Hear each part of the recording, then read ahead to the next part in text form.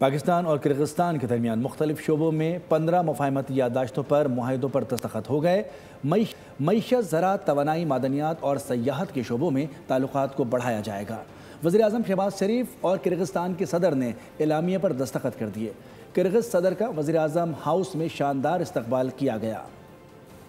पाक किर्गिज़ ताल्लुकात नई बुलंदियों पर, शराकतदारी और ताउन का नया बाब खुल गया। किर्गिज़स्तान के सदर का तारीखी दौरा पाकिस्तान। मौजूद मेहमान वज़ीर आज़म हाउस पहुँचे तो पुरतपाक इस्तकबाल हुआ।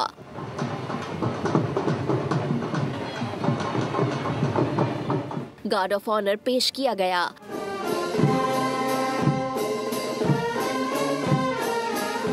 दोनों ममालिक के कौमी तरानों की धुनें भी बजाई गईं।